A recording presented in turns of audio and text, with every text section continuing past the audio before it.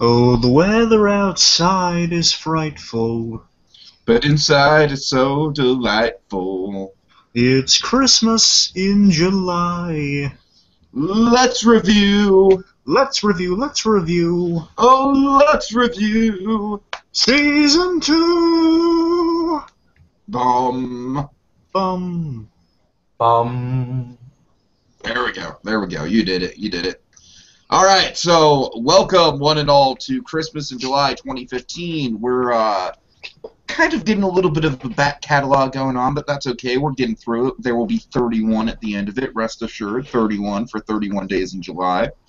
But England, this is your first time on a Christmas in July, my friend. So, how are you doing? I'm great. I'm sitting here with my hot chocolate and my candy cane, celebrating the season. Right, right. 'Tis the season, at least in our crazy world of So You Want to Be an Imagineer, where we don't do things logically at all. Hey, England, are you doing it rocket power style? Do you have the candy cane in the cocoa? I have the candy cane in the cocoa. That's the only way Yes. to do it. Awesome. Yes. And it's melting, too, just like it would in July. So I'm just gonna. I don't like to hide the fact when I'm unprepared, so I'm just gonna come out and say it. I am somewhat unprepared for this podcast. I watched this episode 20 minutes ago, and it's 20 minutes long, and I watched it while talking over it and whatnot. So And we're witnesses to it. yes, it was great. It was great because I was just totally late. I was just like, I was not keeping a good schedule at all tonight. It was bad. So, England, Blue Dragon 5, I hope you guys can kind of guide me through this one. I didn't like it. To quote the, what is it, the yak from Ren and Stimpy, or the horse? No, sir. Oh, yeah, the horse. It's just the horse. No, sir. I didn't like it. Like it all. Mm-mm. I can just picture him doing that from the Gritty Kitty little episode.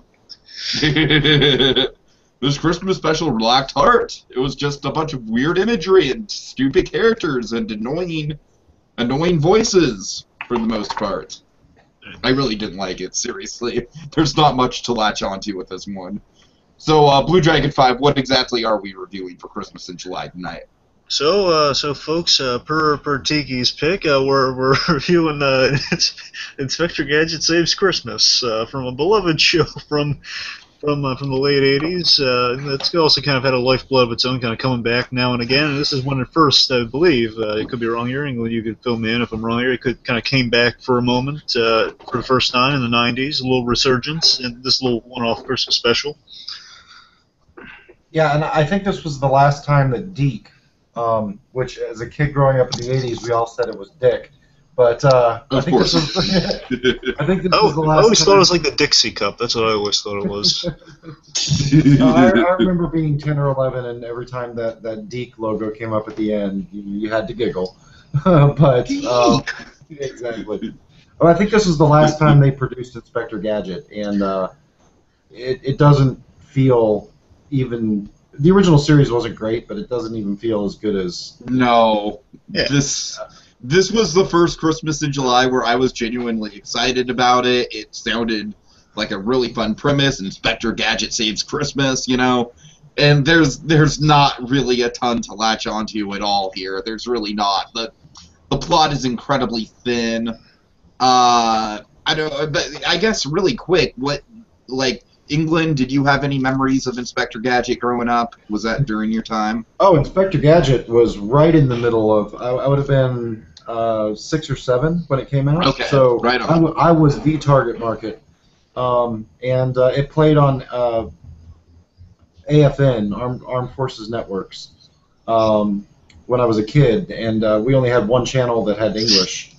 So I was kind of limited to like whatever they played, and Inspector Gadget was one of those daily cartoons. I think it may have been a Saturday morning cartoon, along with like Turbo Teen and oh god, the Wuzzles I think was in that lineup. I don't remember all of it, but so yeah, like I said, I had a lot of fond memories of it. I used to make Penny's laptop.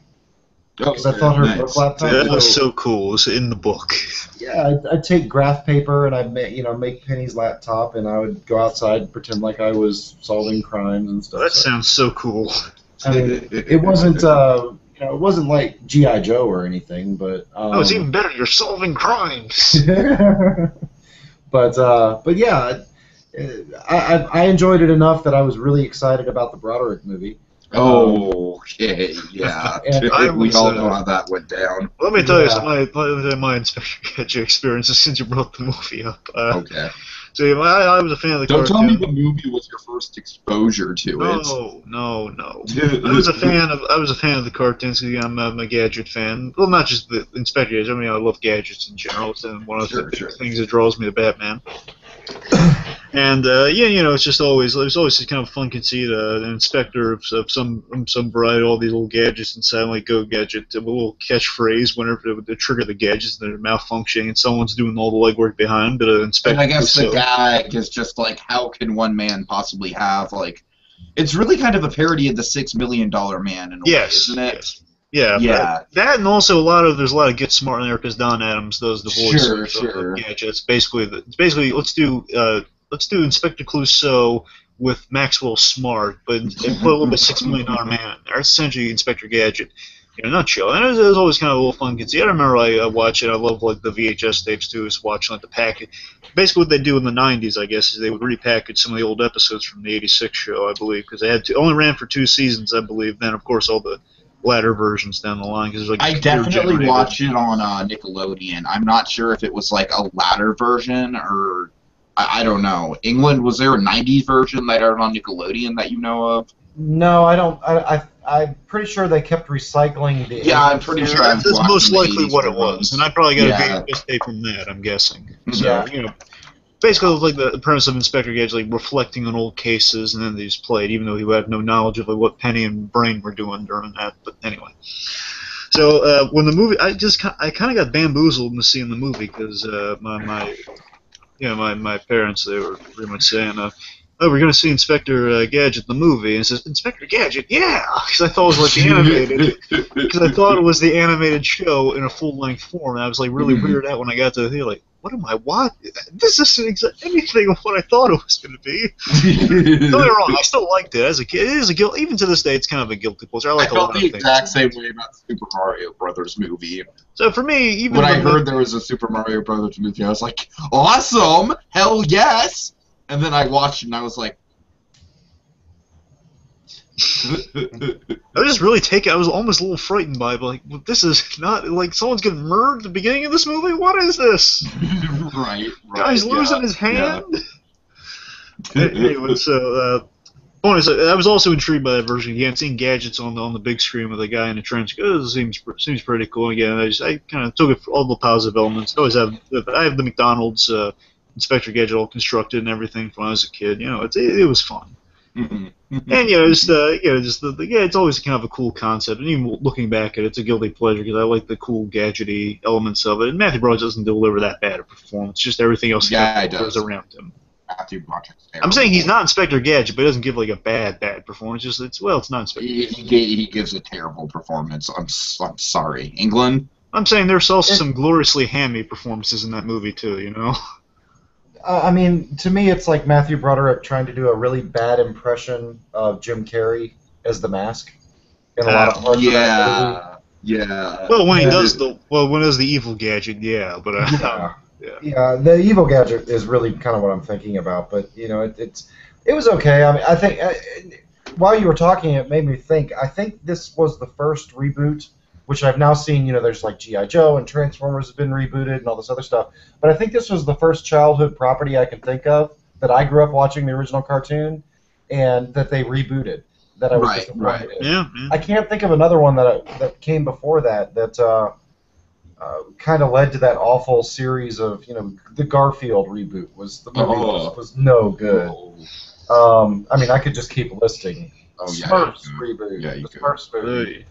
So the list goes on. But I think they're rebooting the live-action movie now, which is ridiculous. Oh yeah, they are. Inspector and they're going to take it more seriously this time. Well, no, I mean it's the Smurfs. Oh. Yeah, I know. Oh. Yeah. No, I And it's didn't going to know. be dark and gritty Smurfs. How emo? Okay, They're gonna have wrist slashing Smurf. let's not go there. No, so yeah, here's the thing. They're all. It's gonna be like Ghostbusters. It's gonna be all female Smurfs and one male Smurf. That's what it's Oh gonna no. be. Oh jeez. It's And going to be all female Smurfs and then Papa Smurf. Yeah, or like Oh Pop god. gets killed off or something. All right. All right. So yeah, so Gadget, I think we can all three agree that it was a staple of our childhood, but not necessarily ever the best thing that was on TV. Just something that when it was on TV, it's like, all right, I expect Gadget. I'll check that out. Cool. I want to hear something real silly about it real quick before we move on. Just one last Sure. nostalgic Gadget memory. It's like I would wake up early in the morning to watch the not the Gadget show. This is like years after it was gone, but I'd watch like there's a sort of like I guess it was on the Travel Channel or something. Like one of those channels, and pretty much you going around the world, and Gadget would be like just the character. It's like Inspector Gadget's like traveling the world or something. Was it like Inspector Gadget's version of Tailspin? It wasn't. It was all live action though. It's just he was the only animated thing. He was just saying, "Well, and he would narrate over it." So basically, him saying, "And we're going to Italy," and basically it's like narrating over something that's going on, or like saying, "Huh." Go Gadget, let's go to this place. I learned a little bit about going around the world. It was neat.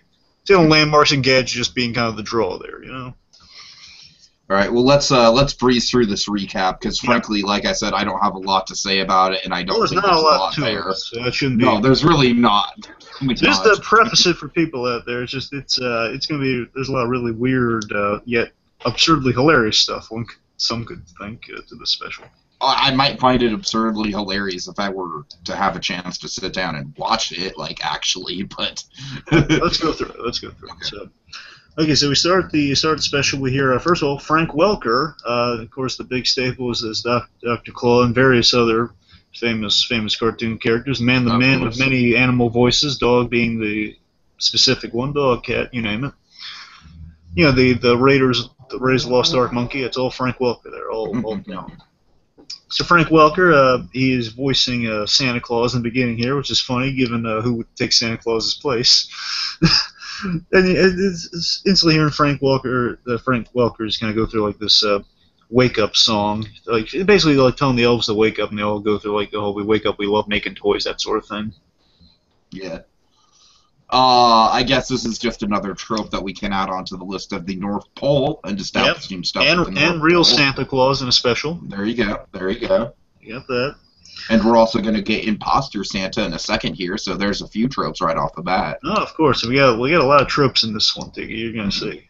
Okay, so then we see Dr. Claw off to the side there. Again, we get kind of more of a full body shot than no head, but aside from that, a lot of body on Dr. Claw than we've ever seen before, really. Usually just the arm. He's just the arm and the cat, usually. Right. Essentially, Dr. Claw is going to take over as Santa, which is just the most hilarious and absurd plot that I've ever heard. This is the first time I've seen this special, by the way. I've seen the series and stuff, but I've never seen this special.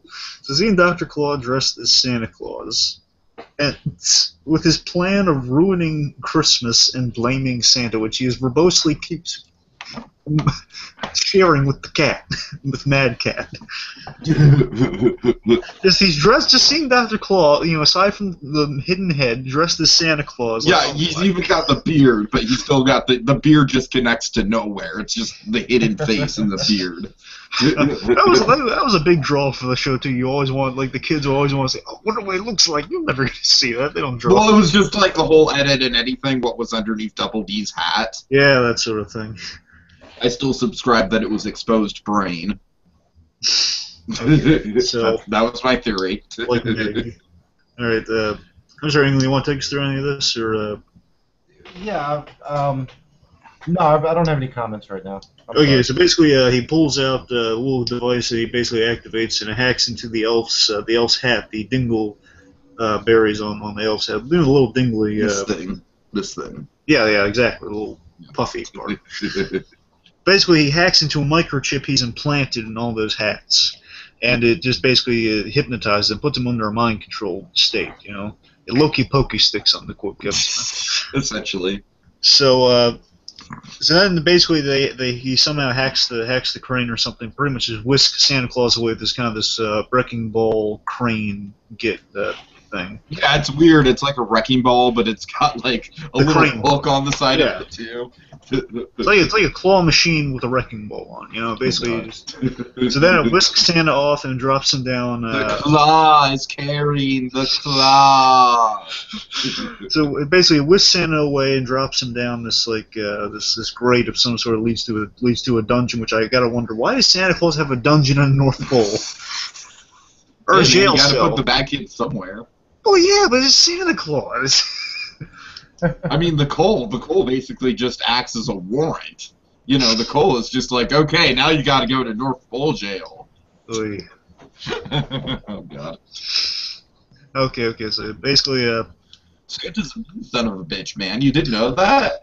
so I mean, how can he not be? He's a perfectionist. He's got to get all his work done. He must be just stressed out of his mind. So Dr. Claus has his master plan here where he wants to basically screw up Christmas by screwing up all the toys and besmirching Santa Claus's name. That's his master plan right now. We're going to get into the ridiculous reason for his master plan. to find Santa Claus. We're going to get into the reasoning for this absurdly ridiculous plan in a minute because it's hilarious, but we'll get into that. So then we have the holiday opening to Inspector Gadget, which caught me off guard because we're always used to Inspector Gadget. We're used to that. It's definitely got it's got more synth to it. Yeah. It's fun. It's fine. I mean, Not nearly as catchy as the original. Yeah. Not at all. Yeah, I think that is one of their mistakes. They should never have. Yeah, I didn't like it. I'm sorry. No, it's fine. Should they just have done the original song, but just in a slightly remixed kind of Christmas way? Yeah. Just put Jingle Bells in there instead of the Right, Yeah, right. But I mean, it was a cute little intro, and I mean, it's classic. The one thing I noted throughout this is they seem to want to pull out every stop because I guess it's a special. So every little trick that Inspector Gadget has, they find a way to fit it in. In fact, I have my notes one that just makes no sense at all. That'll come up later. But yeah, I think that's part of what they were doing with this. Is they're showing him, with his presents and all that, and of course he's got the hand coming out of his hat, and he's got the his neck expanding when he's ice skating, etc. But I'm not sure there was really much else purpose that this served. It certainly didn't forward the plot at all. Exactly. Go, Gadget! Seasonal opening! Yeah, exactly. Okay, so then we see this long line at a mall, and then we got another Christmas trope here. So we got the mall visit. The mall Santa. Oh yeah. And oh, yeah. that mall looks like a big, the top part of the mall to me just looks like a big cupcake. I don't know. Maybe I haven't eaten dinner yet, and it's like 12:30 here. So, but when I saw it, it made me hungry.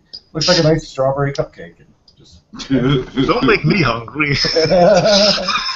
We're gonna get through this.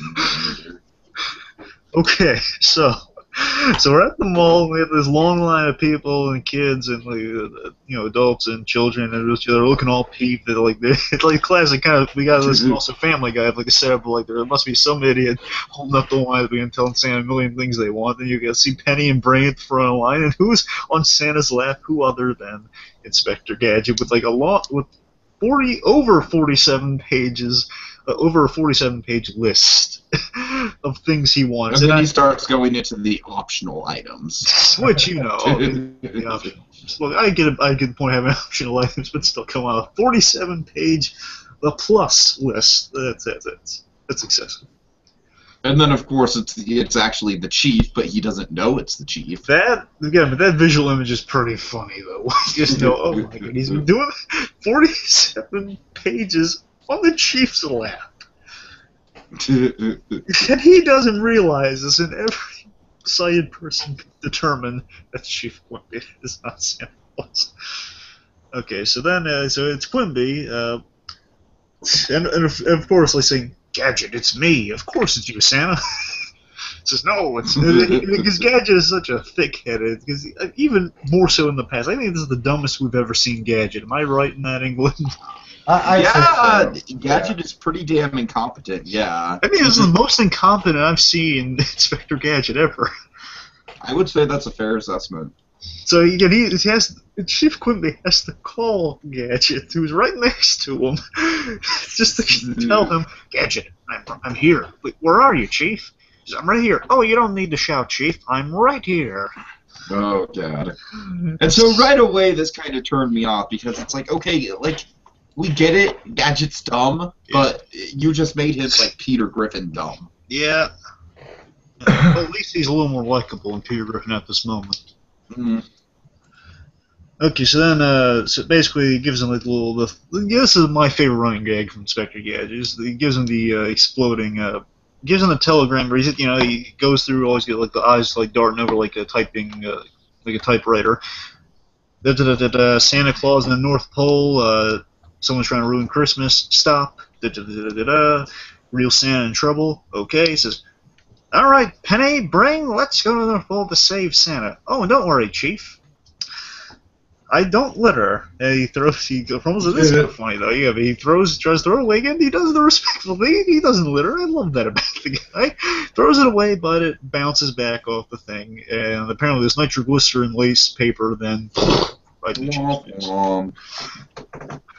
Which is always kind of a funny gag. You always feel so bad for Chief Quimby. Like it because it's machine recording. But still, he always blows up in his face. Poor guy. I can never avoid it. Okay, let's see. So then we're on a plane to the North Pole. Mm-hmm. Okay. And so I like the line here, but again, I hate the delivery by this new voice actress for Penny, which she took me down especially. She like Cree Summers is the far superior Penny of all the Pennies, really. How can we disagree with that? Sure, Yes. sure. So basically, here she has a good line saying, oh, oh, it's a shame we're not home for Christmas, but we get to visit Santa though.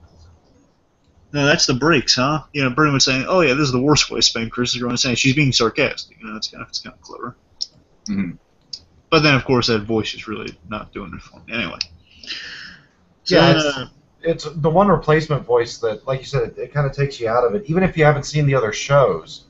So you don't know Cree Summer. It's still not a good performance. He's just an annoying kid. It's really bad.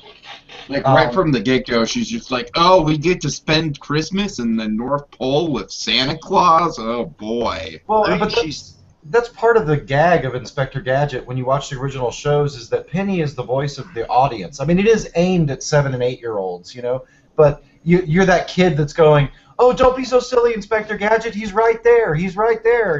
And Penny is the voice of the child, and like I think you're right. It sounds like an annoying little kid. There's not that play of reasoned thought. There's not that sense of competence that the Cree Summer version had. And I think it detracts a lot from it, really. Yeah, because she had just that experience in the voice of what that exasperation of dealing with Gadget in her voice, saying, "But Uncle Gadget, Dr. Claus, right?" You don't have the exasperation of I'm trying to explain this to this thick-headed dunderhead. Exactly. He won't listen. It's like none of that's there with this, and that's what really takes me out of it. Okay, so let's see. So then this actually is kind of a neat sequence, I thought. So Inspector Gadget says, okay, drop us here. I guess he's talking to the plane or something. He says, drop us here. But he meant go for a landing, but the plane took him literally. And the hangar drops, and then they get this kind of neat sequence where the car is falling. Yeah, then he says, go, Gadget, plane. I guess he's either trying to turn the car into a plane or he's trying to get back to the plane. And then basically the malfunctioning kind of command of the Gadgets. Go, Gadget, plane. And then basically the cop, I didn't say copter, I said plane. And then it's like a paper airplane getting out of there. Penny, thankfully, she transforms the car properly, which I always like the design of the original Gadget movie, much better than the movie. Oh, yeah. Definitely. I always... if they could have made a toy that like a Transformer style toy Yeah. to do all that, I would have wanted one so bad. That would have been cool because that was like this minivan-ish thing that would have like the back that transforms. That was always cool. Yeah, it would shrink into the police car, and there is a plane transformation. Yeah, yeah. And I think there's a boat version as well. I think you're right. But if some toy manufacturer could have figured that out in the mid '80s, oh, they would have made so much money. But yeah, alas. Yeah, still, it was a cool kind of idea for this sequence, like falling, cars falling, pennies inside the car, kind of falling. Inspector Gadget just kind of fiddling with the gadget, just can't get it right. It's kind of a neat setting for a sequence, I think. It's a fine set piece. I just don't really think it advances the plot or no, has it doesn't. I'm looking for some glimmers of hope here, Tiki. You can indulge me. Okay. No, I can't. I'm discouraged. It is the only time in the movie or in the show that you really aren't quite sure what's going to happen. At least to me. I mean, I know that Penny's not going to kill Penny, but is the car going to crash, or is she going to transform it, or you really don't know. I didn't expect it. I'll put it that way, and I liked it. I found it amusing as a result. Yeah, and Gadget on the way down, he says, "Go Gadget, parachute." And he says, "I'll freeze if I fall at this height." And he says, "Go Gadget, chopper." And this is, "Oh, there we go." But it's no good because the chopper chops the parachute into pieces. Yeah, I thought that was pretty funny. I actually laughed at that. I didn't get why he said he would freeze, though. I missed that part of the joke. I mean, it sounded like a forced joke just to get him to do something else. There's like a long fall, maybe. Maybe. I mean, they have a. So he wants to slow it down so he doesn't freeze. I don't know if he even has nerve endings. I don't know how it works with him, but no right, that's a good question. He's a robot after all. I mean, the movie had more. They're never really clearly how much. I guess he had parts. I don't know. I'm not going to get into it, but. However, I gotta tell you, there was one thing I did notice watching this. He's letting Penny drive. Do you notice that? He just lets Penny drive. Yeah. I know Penny out of all of those is the most competent to drive, but I'm just saying, shouldn't he still just ask the adult, say, "No, Penny, I'll drive." Ha ha ha. Oh, I'm Gadget. I'm going to drive. Yeah. I can't recall. I don't think Penny ever drove in the original. It wouldn't surprise me if she drove, but Gadget didn't know about it. But I don't know. Yeah, I think Brain. I think Brain drove. Yeah, I think that was normal. But I mean, again, I haven't watched them in. It's been a couple years since I've seen even an episode. Sure. I'm far. I'm with you there. The last Gadget thing I probably watched was like the sequel to the movie, but that's about it. Oh God, you watched that? Oh. Yeah. Okay, so.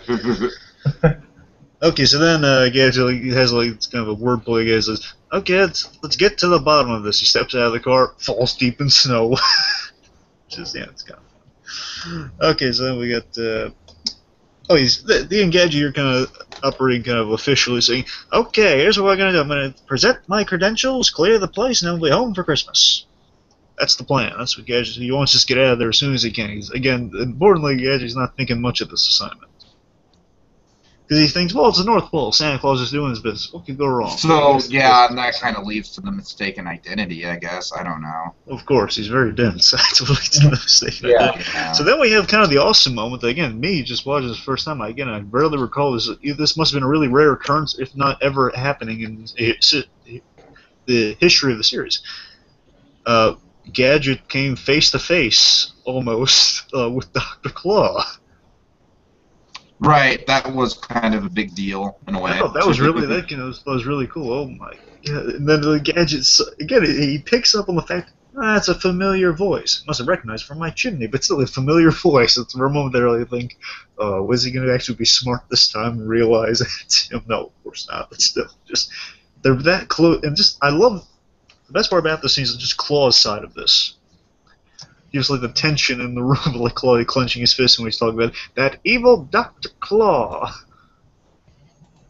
Just lazy. Mad Cat just really hates Gadget. He's like Mad Cat wearing reindeer antlers too, by the way, just ridiculous. I'll tell you what's ridiculous. Gadget doesn't realize that he thinks the cat's a reindeer. I'm pretty sure he thinks the cat's a reindeer. Yes. And like I said, I just can't get over this. Gadget's he's too stupid, and I don't like it. I don't like anything about it. I'm just gonna be the Scrooge here because I really don't like anything about what's going on. Speaking of Scrooge, you should probably just chalk up Yeah. Dr. Claus as Scrooge. Bah humbug. I'm gonna take Yeah, those I'd say again. Dr. Claus is Scrooge, yeah, because he's trying to take over Christmas and destroy it for petty reasons, so yeah. I was watching this the first time. I thought just like the tension there of like just Claw like being that close to Gadget, and he's always complaining about his henchmen always screwing up getting Gadget. And I thought, man, this is an opportunity for Dr. Claw to actually put his money where his mouth is. Well, his imaginary mouth is, I should say. Just he's that close, like the strangling distance of Gadget. Right. Like, You mentioned the motivation behind Claw. yes. He wants to ruin Christmas but he wants to do it by having messed up toys get sent out and blame it on Santa. Yes. But if he's got these mind control hats, Yeah. wouldn't that have been a better plot point, don't you think? Like, he wants to put the mind control things into teddy bears and deliver It it makes to all no the kids. sense. The whole Well, thing that's the is thing. just... Dr. Claw in this special to me is very out of character. Usually Claw's a little smarter than this. Am I right? Yeah, Yeah, that's- and in this he's just running around like a freaking cartoon. I mean, he is a cartoon villain, That was the but, thing. you He know. used to do the Blofeld thing if he always got away. Right, that's what I'm saying. Yeah, but here, yeah, Because Claw everything is. about this just feels off to me. It just feels like it's not Inspector Gadget. It's trying to be Inspector Gadget. It wants to be Inspector Gadget, but it's just it's off. It just doesn't feel right. Yeah, just Claw is as dumb as Gadget. This is like they really are the mirror of each other in this episode. They're really just they're making the big lateral errors. That's without the Claw motivation. Again, he was either trying to take over the world or he was trying to pull off some amazing heist. That's the thing. He just in this case, he just wants to ruin Santa's name. He just wants to besmirch Santa's name. It would have taken the writers 15 extra seconds to give it some motivation. Claw A didn't mind get. control device. Well, that's what I would have done. I mean, they've already established it, so why not now? He can take over the world with he can steal some famous artwork because whatever the mind control device gets delivered to a specific house or something. If he was malicious, he could put cyanide in the fruitcake. I don't know. If he's malicious, he just gives a fruitcake. Period. I mean that. Yeah, don't put people out in their misery. Let them realize the depths of their poor decision making. But the other thing I kind of missed, they took all the mad henchmen and shoved them into the opening. And right, yeah.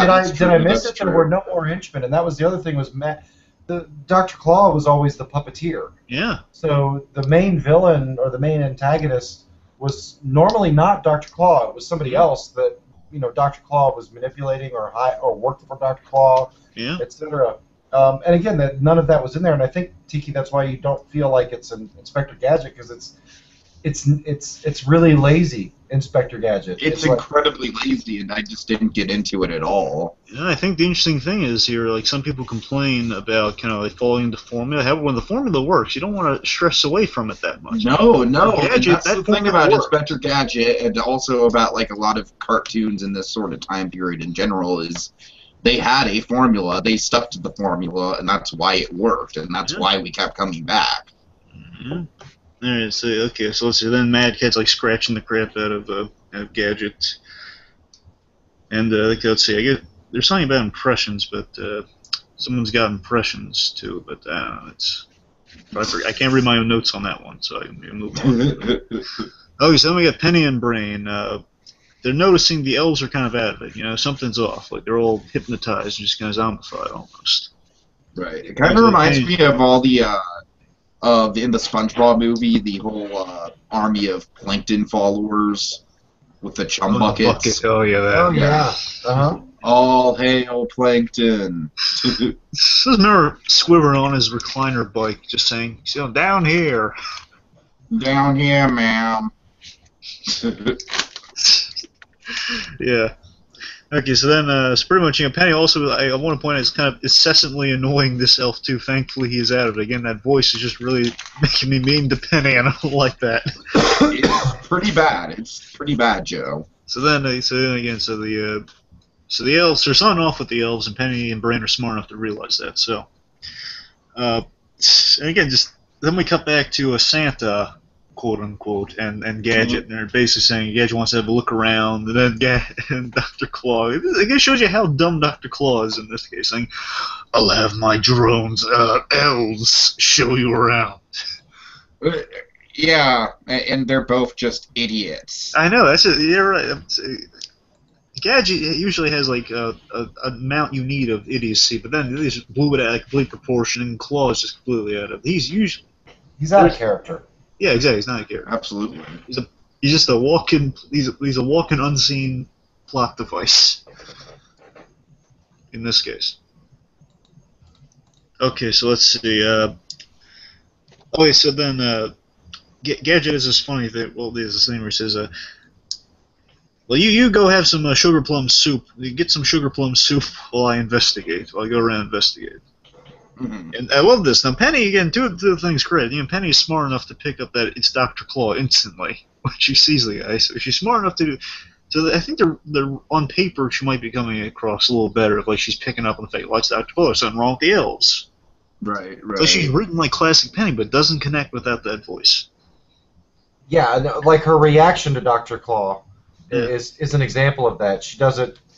There's not enough surprise in it. Like I don't know. It's hard to explain with the music and the way she says it. Dr. Claw. No. It just Professor Callahan. Yeah. Oh, would you stop? It's not right. It's just not right. Yeah. Yeah, Feel nothing unclean. feels right at all. No, This is by far the worst Christmas in July episode we've reviewed. I'd say it takes that honor. I mean, Penny with this voice actress is kind of like a wrong-voiced Muppet. You remember that Family Guy? Oh God, I remember that. Right. That was Michael Clark Duncan was on that. Oh God. Yeah, it set my nostalgia alarms off, and I'm just like no. How much more of this do we have to talk about? We're a little more than halfway through. Oh God. Alright, don't worry, it'll go by quicker. You'll see. Okay, anyway, so then Inspector Gadget he gets whisked away by a crane, so kind of similar to Santa Claus, and he just writes it off as, "Oh, this is a weird tour." Yeah. So while Penny tries to figure out how to snap the elves out of it and see what's going on. I think it's that point that I was just phasing out of it. I was just like, Gadget is just so like not doing anything that it's not even funny, and I'm done. I'm watching what's going on screen, but I don't care. My heart is not in this. This is not Christmas to me. It didn't go off the rails. Dramatic about it. Hat drop. No, don't hat drop. You don't ruin Christmas. This broke me, man. It broke me. It didn't. You picked this.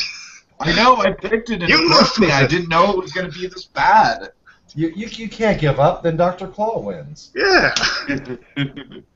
I'm not wearing the hat. It didn't go off the rails for me until the next scene. Okay. Okay, let's see. Up until Fine, this, if it means that much, you all put on the hat. Okay. Up until this point, I was waiting for it to maybe start to feel like an Inspector Gadget show, but this next scene, yeah. You want to talk about it, Blue? Yeah, sure. So Brain is tasked with classically, and they are going to formula a bit for this one. They're like, Brain's tasked with tracking Inspector Gadget, trying to help him out. Uncle Gadget, save Uncle Gadget. So Gadget is dropped on the conveyor belt, and he's on a bike too, which I think it's he's dropped on a bike on a belt, and just shenanigans are going to ensue. So then he's going to this whole inspection song. Basically, it's like instead of days, it's phases, like phase of inspection. Like he's on a mountain. It says basically it's like on the first inspection. On the first phase inspection. There right? you go. Yeah. On the first phase. I thought that was actually pretty. That was pretty good. It wasn't until later in the song. Actually, I did like the first 3 or 4 verses. Yeah. But by the time they got to the end, it's like they just need to throw it together because they stopped rhyming even. So yeah. The whole thing. It was just like, well, let's think of something silly. What would kids find silly? Oh, I don't know. What let's just throw this in there, you know, and There was Yule nothing log. to it. Yeah, like the Yule log just came out of nowhere, you know. Literally. I'm not saying it's not amusing. I'm just saying it's just out of nowhere. There's no context to it at all. But there's a lot of that in this. that has Yeah, and you see my problem with that. I liked the one runner through the song. I thought the song was okay, but I liked more so the idea that the bike he keeps referring to keeps getting like dilapidated each verse. So it's like now it's a unicycle. That was good. I did That like I liked. And the pig ninjas. That I thought that Pig was, Ninjas was hilarious. that And then was- Brain's dressed like a doll, then he's a ninja. Yeah, okay. Toy ninja pigs. That's funny. And he's pulling a rickshaw. I mean, it wasn't all bad. It just, like I said, it felt like they could have spent an extra couple hours hammering out the lyrics and making, especially the ending of it, where he says, "Inspected by Inspector Gadget" or something like that. It just like wow, doesn't that's fit at all. inspirational lyrics right there. Yeah, My God. I do like the abruptness around one Yule log, though. I just like that's how the song is. I wish there was a little more in between there, but just like that being the ending of the song. One Yule log, yikes! Yeah, it's kind of funny. I thought. Anyway, so also I just love when you think about the toys that are here. This is Dr. Claw's sinister. Even I think his toy plan's really off because some of these toys really aren't that bad. Like the Ninja Pig sounds kind of cool, to be honest with you. But I mean, like Kite with an anchor is just a little more overtly silly. Just untie the thing from the anchor. It's fine. Right. Yeah. This is more like work on your part, Claw. So there's that, but also like this the doll with many arms. It just seems it's weird, but it's not the end of the world. It's No, I would play with that. yeah, it's like your dysfunction, your Sid-like toy designs really lack the imagination. Right. They're like, They're where's not the disturbing pterodactyl like doll? the toys Where's the were. pterodactyl head doll? Oh no! Oh god! The spider baby head. Yeah, Spider Man. Oh, that one actually is that you don't want to give that to kids. That'll scar them for life. Anyway. Oh, that scarred me. Oh. So then after the song, it says like in a jet propelled Inspector Gadget. That's the last. That's the ending. Yeah, and As he's flung. Yeah. He's flung into like a machine that eats him. Yeah, this is the inner workings. This is getting the inside dope, and then Gadget, like Dr. Cole saying, "Yes, the inside dope." And there's this weird bit where Gadget. And then Bugs Bunny comes in and he's like, "What's this? A joint?" So there's this weird bit where like Gadget's turned gooey for some reason. Like it's not like Terminator. It's not Terminator 2. It'd be cool if it was Terminator 2 style. Would that be like a Robot cool Chicken trick to add Inspector to Gadget's Gadget repertoire? They've done Inspector Gadget Terminator, right? Like parodies? Yeah. Oh, no. Like Robot Chicken, they did a version Oh, okay. where Gadget upgraded himself with Skynet, and then he turned to a Terminator. Oh no! And Penny Don't trust was Skynet. and Penny was the was Sarah Connor. Sarah Connor role. I'm gonna have to look that up. That sounds pretty fun. That is really funny, actually. But one other random Chris thing. Summer's doing the voice too. Oh, awesome. Another weird thing I noticed around this. Do either of you know why he inflated when he was saying that the inspections passed? I mean, did that make any sense? Yeah, he inflated to basically give himself like he was flattened, and again weirdly he can recover from this really easily, despite the fact that he's in fact a robot. It gets all gooey and then he gets flattened by a machine. But that basically he's inflating himself to get fully filled out from the flattened state. Even though it really makes no sense because he's already regular at that point. But yeah, that's when they lift him up, he's regular, and then he. That's the intention, though, I got from it. That he's trying to. That makes sense. I guess. When that popped, I was like, oh, this was another one of the. They're just trying to. It's like they have a checklist of all his special abilities, and they're just going, all right, did we include the inflatable suit? No, we didn't. All right, slap it here. How hilariously impractical was the inflatable suit, though? Seriously, the idea. It was impractical. I didn't really think it was hilarious. It was just like, okay, Gadget, just get a hold of yourself. You're a dumbass, and you're even more of a dumbass than usual. No, I don't mean here. I just mean in general with the inflatable J. I'm saying this concept. This is such an impractical. It's like, anyway, to turn into the movie, he gets shot instantly the minute he does that. Yeah, in the show he would. I think he used it like he fell into the ocean or fell into a Yeah. lake or something, and he inflated that Hmm. way. Yeah. And that's the other piece this is missing now that I think back to the original series is he was bumbling, but he was actually part of the hero. I mean, Yes. he actually That's did, what I'm saying. Yeah, and that's my main 'Cause problem. You just hit he it thought he right was over the making a head. difference, you know? yeah, he would save somebody. I mean, sometimes he'd save Here Penny he's and just Deb. an idiot, and he exists as an idiot, and there's nothing redeeming about him at all. Yeah. Yeah, yeah. But Pretty much. Okay, so Drop let's see. Santa hat. No, put it, pick it up, please. Please. Oh, since you said please.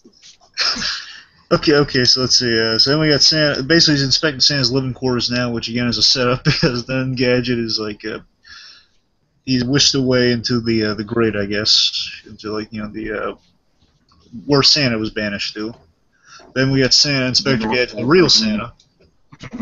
Yeah, the weird Santa person, the weird Santa person together, and Gadget thinks he's an imposter. Again, it's pure. Yeah, first of all, one and Santa again, has a I just face. think it's just like way too stupid. Like, Yeah. really?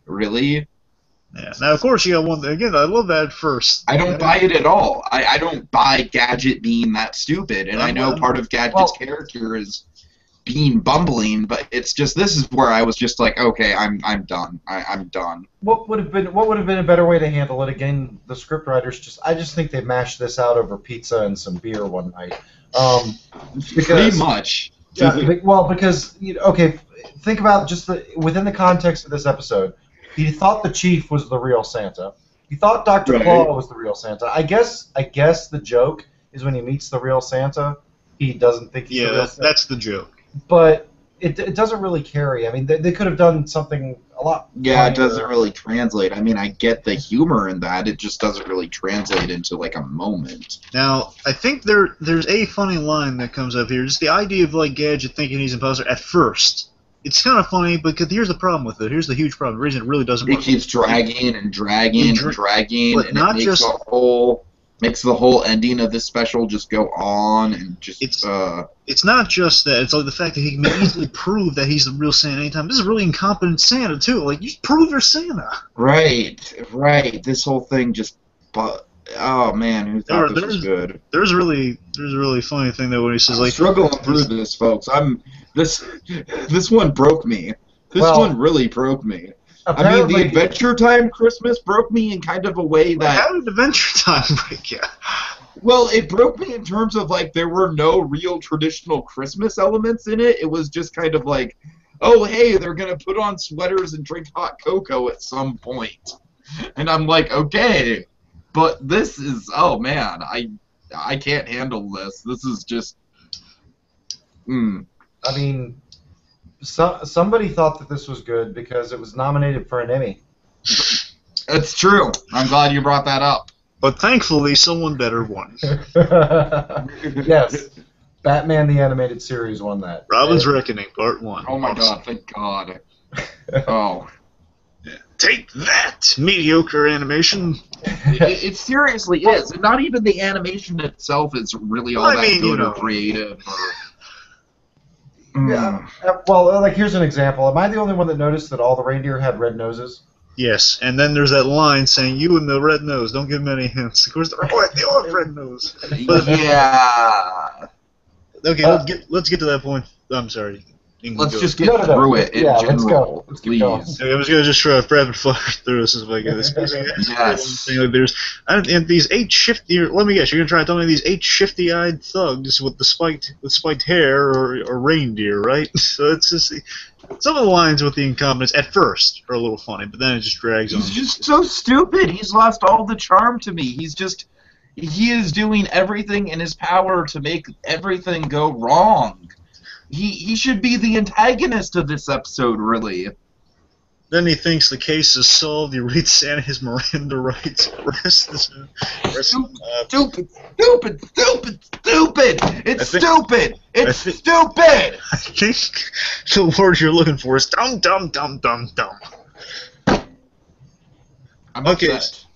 Okay, so then he places a collect call. The first 2 minutes are on. Don't you, Barbasol Jurassic World can? Oh, you really You got understand awesome. my pain.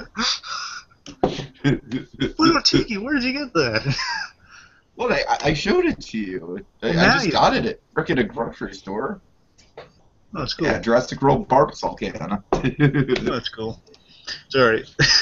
Okay, so I just love the idea that the Gadget offers Santa like a deal on a long distance call, saying, "Well, the first 2 minutes are they're so cheap. The first 2 minutes are on Gadget." And makes Santa frickin' unlikable too. This thing does everything wrong. It does everything wrong. Okay, so It's Okay, so- breaking me, England. I was the one that suggested this, but it's awful. It's one of the most mediocre and bland pieces of Christmas animation I've ever seen. I'm going like all out hate on this thing. Oh So yeah. Penny tells Brain to tell the real Santa what's going on here, but Santa's otherwise occupied. Yes, yes he is. Okay, so then let's see. Penny deduces Claus. Claus trying to ruin Xmas, trying to ruin Christmas. You think? You think that's what's going on? Good job. Good job. Took you long enough. The point is, as Penny's figuring out the obvious here, plus it's the obvious stuff she has already deduced previously. Oh, She is locked inside Jack in the Box by the hypnotized elves, and talking to Brain on the cool little laptop book that was always really cool. Fine, we'll give it the cool laptop book. Okay, good job, Special. So she tells Brain, "Save Uncle. Well, you gotta save Uncle Gadget. You gotta get out of there." Get him out of there, because then we hear something might lighten your sour mood too, with the Scrooge nonetheless. Let's talk about Claus' ridiculous motivation, which is just so absurd. Okay. So he believes kids shouldn't trust Santa Claus because he says, kid, by the end of the night when they get these mismatched gifts, which really aren't that bad, No, they're really mismatched not. gifts. They'll never trust Santa again, and they shouldn't. That's what he gets for not bringing me my dirty trick sled I asked for when I was a baby claw. Wow. When I heard that, I was just like, "This is the most ridiculous." No, it doesn't brighten my day because Dr. Claw was supposed to be a badass, and this is turning him into Hayden Christensen Vader. What? I'm not seeing the analogy, Hayden. How do you Hayden Christensen Vader? Because now he's just making jokes, and he's stupid, and he's a dumb character.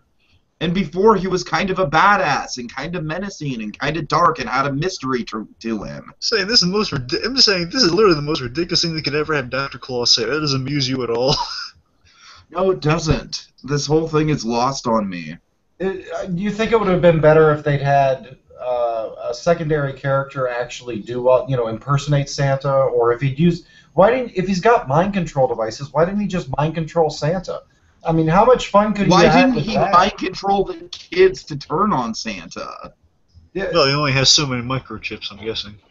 Dr. Claus must work on a budget. well, even in this case, I mean, he could have mind controlled Santa, and then you could have had a whole lot of interaction between the real Santa and Inspector Gadget, where Inspector Gadget doesn't, like Santa's not acting like Santa, but Inspector Gadget doesn't see it. But that doesn't happen at all, and instead Gadget's just an idiot and a freaking asshole on top of that. Yeah, pretty much. Pretty much. Okay, so then Gadget's in the cell. He's going through like this whole proof list, which is my big problem. I got is like, again, it's just so simple. This is your big problem that you have? Yeah, it's just This one specific little I'm saying thing? that out of the many problems we have in this, and this one just to me seems like the most easily remedied. Like, this was obviously, how can you get this wrong? It's just that he's trying to get Santa's trying to convince Gadget that he's the real Santa. He goes to all these things of proof and like the no coaching from the guy in the red nose again stupid line. And here's the weird thing. Let me tell you how incompetent Santa is in this thing.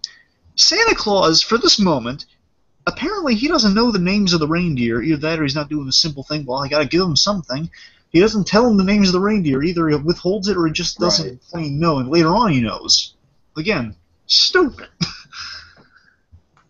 And then we got this guy was kind of funny. Saying, go Gadget interrogation device," and then it's a bird, and he grabs the feather and tickles. Okay, I'll admit that was the one amusing thing in this whole special.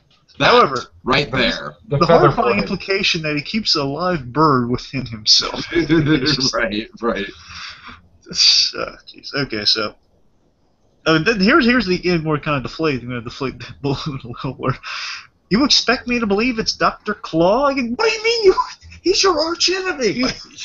Yeah, kind of, a little bit. He's the one who's always behind it. Oh, But man. he always is. But the thing, what made Claw so interesting in the original series was that he's like Carmen Sandiego. When you played Where in the World is Carmen Sandiego, you never really went against Carmen Sandiego. It was always one of her henchmen. And that's where and this may be again where the Claw character trying to have this direct confrontation. Maybe this is where the movie went wrong too. That was never really in the show. It was always the movie showed his face, so that's a whole other can of worms right there. Yeah. Yeah. Maybe they got inspiration from this because they never really meet face to face. It was always,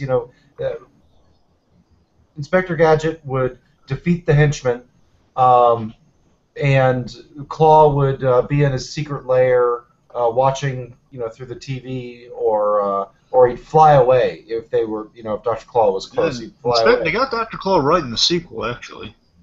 And really? Yeah, Wow. they did the thing where they obscured his face and he was never directly in front of Gadget. He was in the closest he ever got was he was in a truck, and then he did the classic thing where he flew away, at the end. So they did. Right. I'll get you next. And they did again. The sequel was more like the show. That's where it did. That's where it got things right. I'll have to check out the sequel. I don't know if it's any good, but I'll watch French it. Stewart plays Inspector Gadget. Again, I think he plays him. I think he plays him better than Matthew Broderick. Gets him more like Don Adams from the series. So again, it's more close to the cartoon than the second one. Gotcha. Now, what about the next scene where Brain has to get the key? Yeah, this is a ridiculous. So Brain tries to get the key from Mad Cat because it's on his antler, and he's just overtly getting the key, pulling the thing, strangling the cat. And Dr. Claw is such a dummy. It's just he's just saying hairball. He's just asking if you have a hairball, you can do it more discreetly. And then this is strangling. It's just the cat's clawing at Claw's face, and then grabs the beard, and he's just Claw's just not bright. He can't pick up on the fact that someone's just taking the key. He's just really, really dumb. Yeah, meanwhile, totally out of character. Let's get to the other dumb guy. So Gadget is pulling Santa's beard. Again, not convinced. So Brain. Why is he not convinced? Just because- why? I guess it's like the Wizard of Oz. He just doesn't have the brain, And I know the Tin This Man is doesn't awful. have the heart, but I'm just saying he still doesn't have the brain. This thing is just when I was watching it, I was like, okay, I'm going with it. It's kind of mediocre. As we're talking about it, it's just awful. It's bad. So Brain dresses a guard. He opens the cell. He saves. Looks like he saves Santa for a moment, but he saves Santa's inside accomplice. What was this? That's Gadget thinks like an accomplice or something. Mhm. He lassos him, and again stupidly he's captured Santa. He has captured Santa Claus and Brain, tied him up, and he runs out to save the day. In his own mind, saying, "I'm going to tell the real Santa on you again. He's going to screw everything up." So then I love this. There is one acknowledgement. Are any of you amused by this? Amused by the fact that Gadget is acting like such a moronic idiot? Gadget, not so much. Fair enough. Okay, keep going. So let's see. So right. So then there's the one acknowledgement of how stupid Gadget is in this episode of just Brain mutter saying to Santa Claus is my sentiments exactly. And then so I don't know if Gadget's getting the names wrong or Claw just thinks of where's Dunderhead and Blitzkrieg and the other reindeer. So Gadget doesn't know the names of the reindeer. How would he get that one test right? Yeah. So the Claw says no, I'll do it myself. As he's trying to help Santa Claus ruin Christmas practically. He says, no more blunders. I'll do it myself. So again, the whole Dingle Bell microchips reveals that's how he's controlling him. We got to get to the little controller and then turn him off. Let's see. So then we have Brain and Santa. They work on untangling themselves. Then Brain's talking to Penny. Says, "Oh, there's no time for impressions." And then basically they find Santa's ready for takeoff. So they gotta act fast. You gotta hurry up. So now he. So apparently now things are serious because now he knows. My God. See, now Santa Claus knows the names, and now things are serious, because apparently he didn't know the names before, which is ridiculous. It's just like now Santa Claus explains. It's just the fact now he knows the names, he didn't know them before. Yeah, I think this was at the point where they're like, well, we've got 5 more minutes of this to go, and we're just going to give up. We just got to throw it all together. Oh, they gave up. They most definitely gave up, as I am giving up. Well, I got it really bothered me because it would bother a kid. I mean, kids aren't stupid. Yeah. That they just a lot of these plot holes are just huge. But the one that really got me was like the rope, and they just stepped out of the. It's like, oh, it's time to move on, and then the rope just magically falls down. Exactly. And it's like, okay, you guys are just trying to wrap this up. There's no, you're not even thinking. It's not like they, jiggled together over to a corner where there was a sharp piece of ice and, cut it. They didn't explain it at all. It might be the worst Christmas special I've ever seen. Ever. Well, at least you know what you're going to email all your friends this Christmas. This would be like the Christmas version of a Rick Roll, if you think about it. Oh, the sad thing is, it sounds awesome. Yep. That's what baited you into it. Inspector Gadget Saves Christmas. It's like, how can that not be awesome? Well, it's not awesome. Well, like Inspector Gadget almost dooms Christmas, but can you please just wrap this up? All right. So Brain God. the controls. Gadget's tied to a knot by the drums. They get into like some sort of musical number. I wish there was vodka in this cranberry juice. But however, there is one glimmer. I think Claw's sleigh, once it's real, is an awesome looking sleigh. Like this really kind of cool looking vehicle. I think. I was saying reflecting on the Gadget mobile. I think Claw's sleigh looks pretty cool. Okay, so for cool designs. Yeah.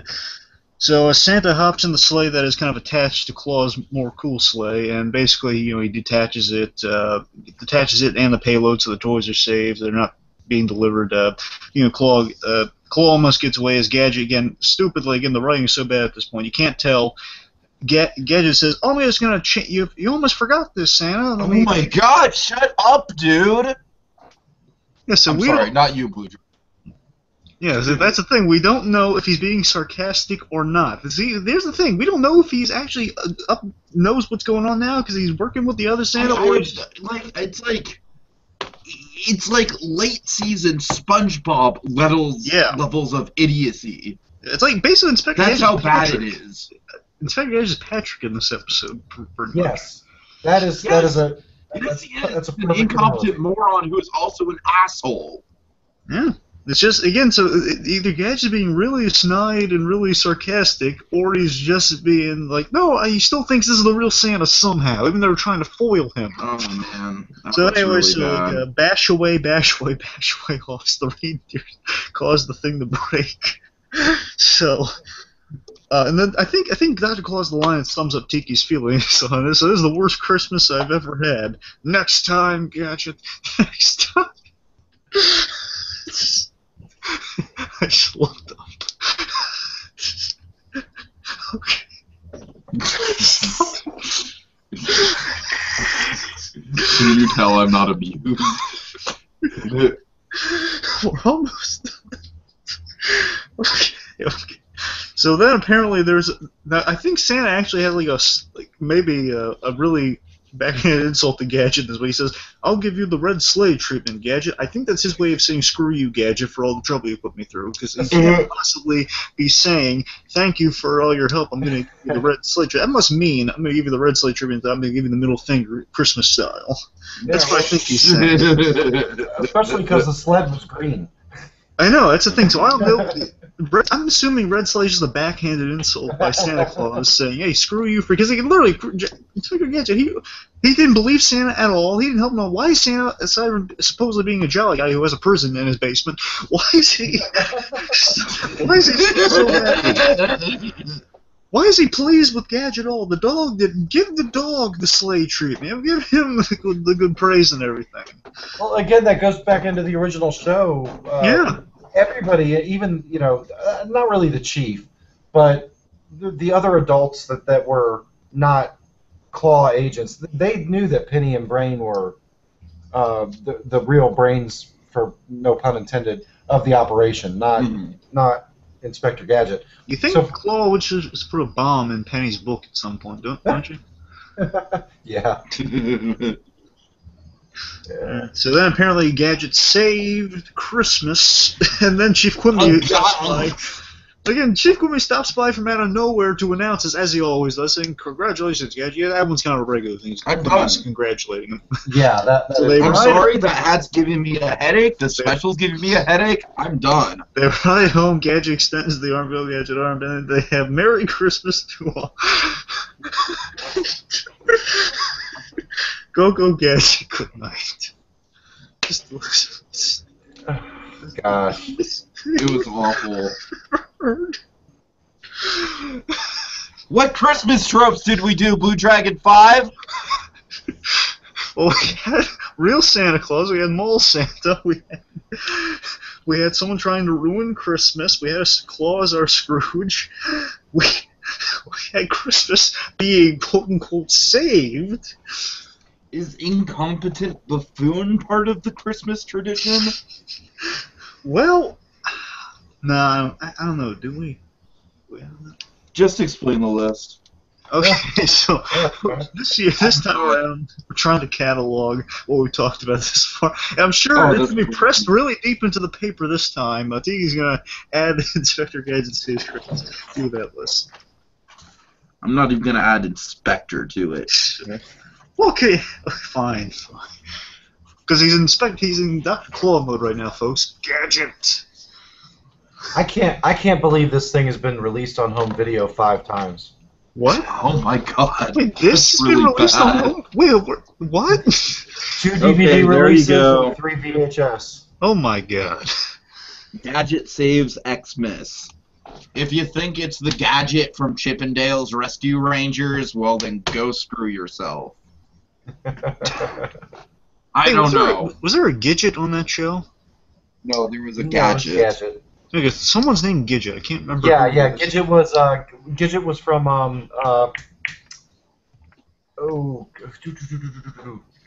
from a TV show. It was like in the 50s or something, or 60s. So we can all agree that this special is horrible, right? It's absurd beyond belief, and I can definitely see why it's very unpopular.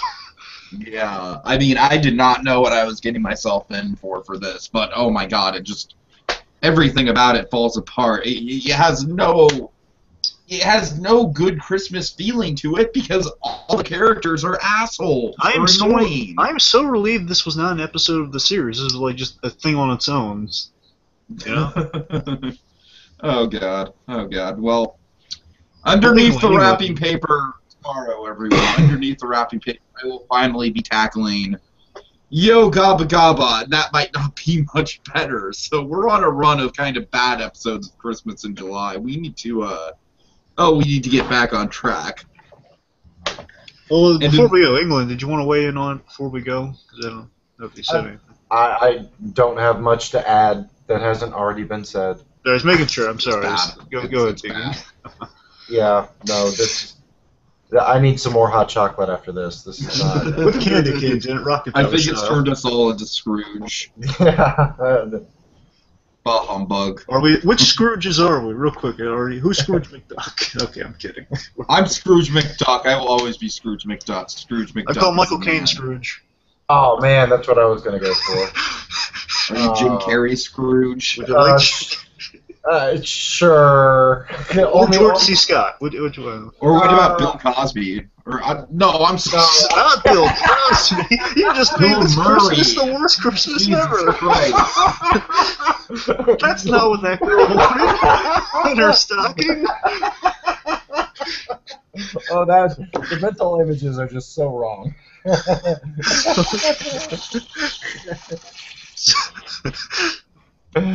Oh man. Yeah. That's what I get. Oh. That's what I get. Tiki, what do we do here? I've met Bill Murray. Okay, so Inkle, you want Bill Murray? Do you want Bill No, Cosby? I'll take Patrick Stewart. How about That's that? even better. That's actually a really good one. Bill You Cosby. forced me to use my Barbasol can. Tiki, just answer this for the folks. Is that the whipped cream or the shaving cream? I wish it was whipped cream. I hope it's whipped cream. It's all in my eye. Otherwise, It's it would actually burn. probably acting very badly. Okay, let's quickly get there. Tiki, say the thing before we go blind. Here at Christmas in July, we look at Christmas tropes and whatever the fuck. And why do we do that? What do we call this mystical and apparently trying to put whipped cream on our faces? Hopefully whipped cream process. What do we call that process, Tiki? Call it putting the mistletoe underneath the microscope next time on Christmas in July. La la la la la la la la la. Next time, Gadget. You see how much you broke me, Gadget? Do you see what you did to me? Look what Do you did to see? my Do you see what you did to me? I will find you, Gadget. Next time.